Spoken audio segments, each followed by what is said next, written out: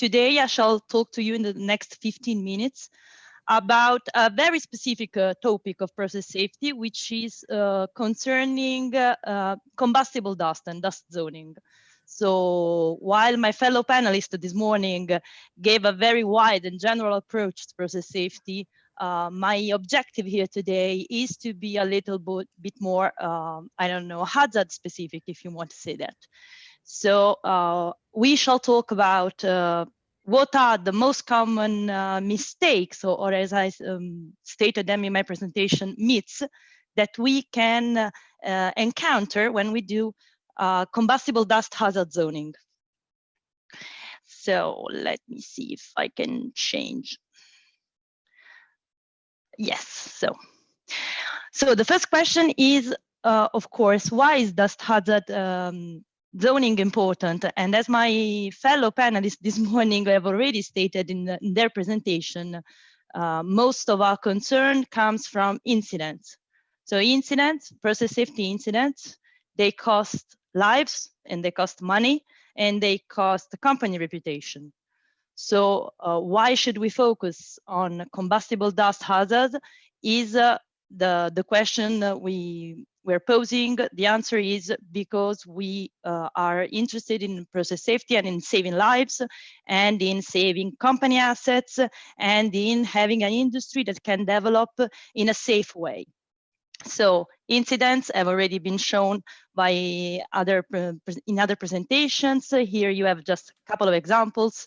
The most important incident that we can remind when we're talking about combustible dust is, of course, imperial sugar, that many of you may already have heard about, which was clearly an incident involving a combustible sugar, so powdered sugar, which cost overall amount of 14 people lives. So we had 14 fatalities and about 42 people injured.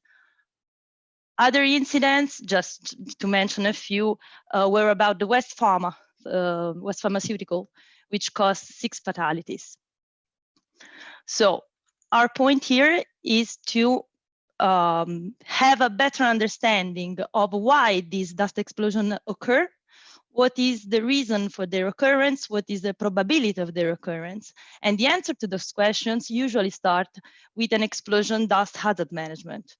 And such management, the first step in this process, in this hazard analysis process regarding combustible dust, usually is a combustible dust zoning, or as we call it in the European Union, a hazardous area classification. So what are the main aspects which we should focus on when doing a combustible dust zoning, and what are the main problems that we usually incur when we do combustible dust zoning?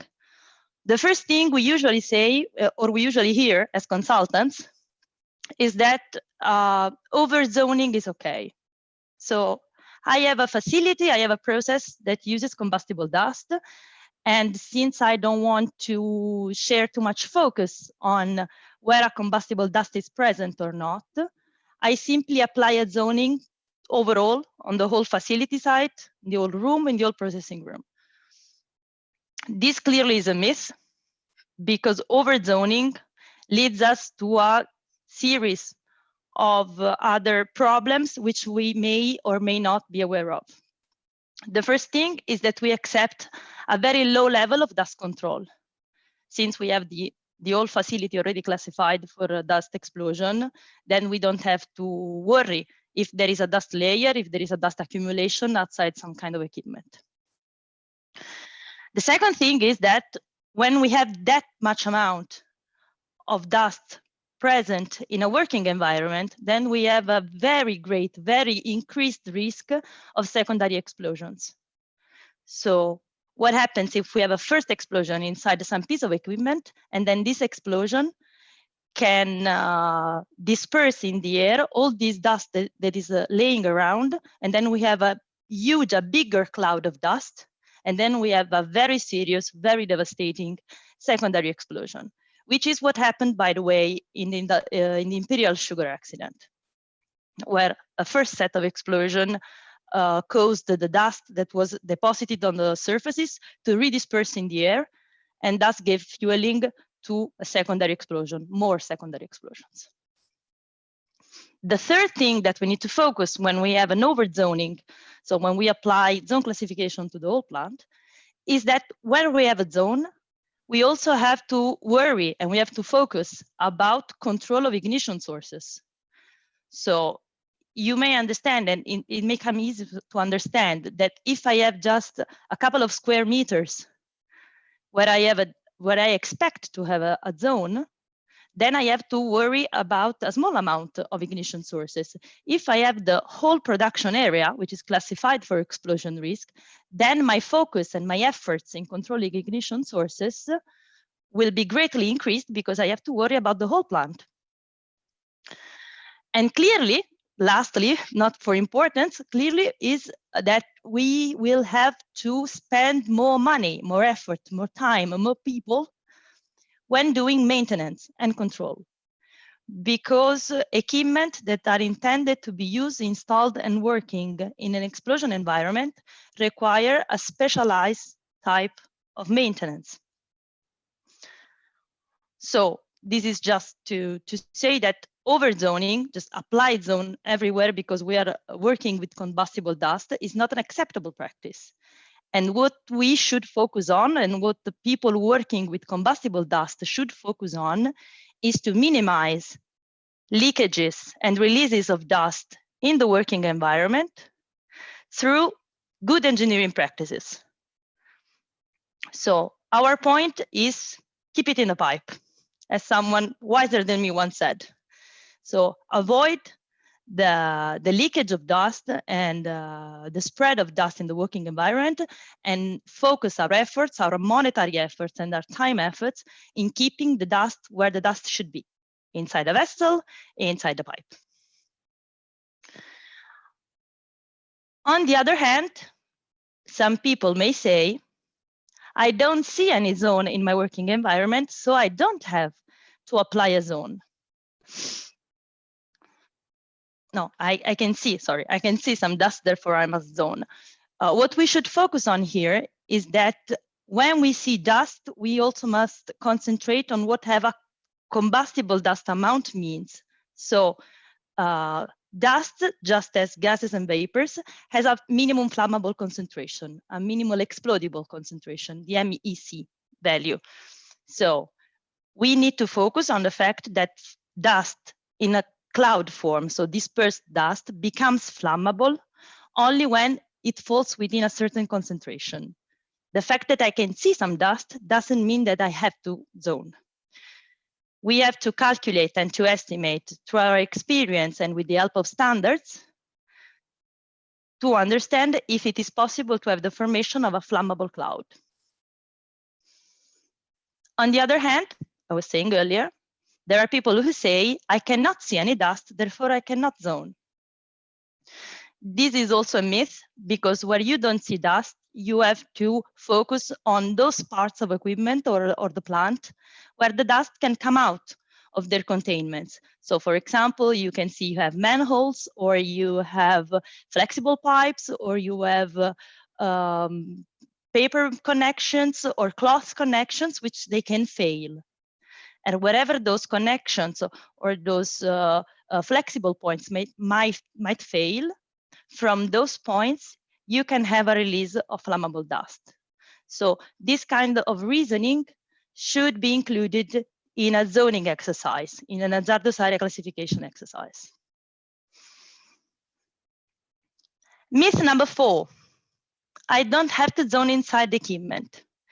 This is clearly a myth because the formation of a flammable cloud, of dust cloud, usually happens and occurs primarily inside of equipment. So inside dust handling equipment, such as silos, such as dust filters, sleeve filters, mixers, and whatever. So our main focus should be on what is inside the machine. And what we should remember is that performing a zoning exercise or an hazardous area classification exercise is the objective of such an exercise is to understand where we must control our ignition sources. So if we have a zoning inside an equipment, it means that we have to worry and we have to put our effort in controlling the ignition inside those equipment. And we all know dust filters tend to explode, tend to catch fire. So clearly, we should give our thoughts to the fact that combustible dust inside an equipment may cause an hazardous area classification or a combustible dust zone inside the equipment.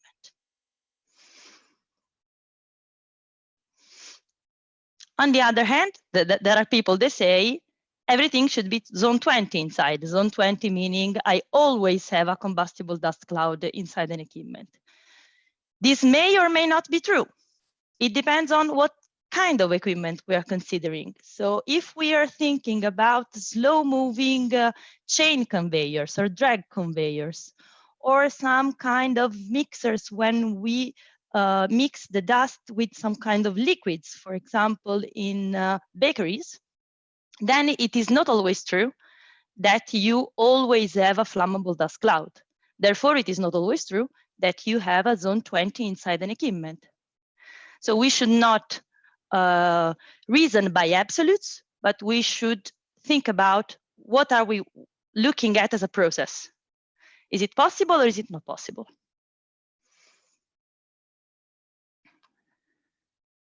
Myth number 6, this is very important.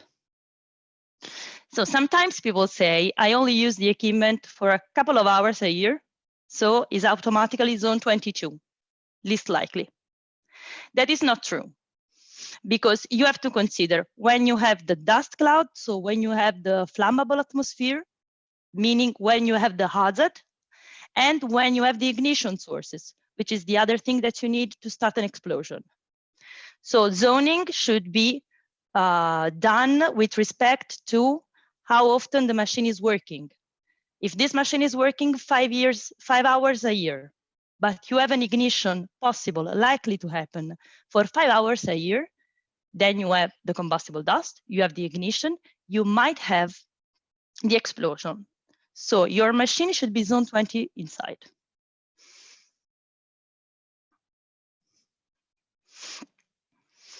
Other things that might happen is that you may choose to copy dust zoning, hazardous area classification from one plant to the other. This exercise should be done with extreme caution because hazardous area classification is based on a number of factors, which include training, for example, which includes raw material specification, ventilation, environment. So it is not always possible to do a simple copy-paste. The exercise should be plant-based, should reflect the reality of your plant. So copying, okay, but with care, with caution.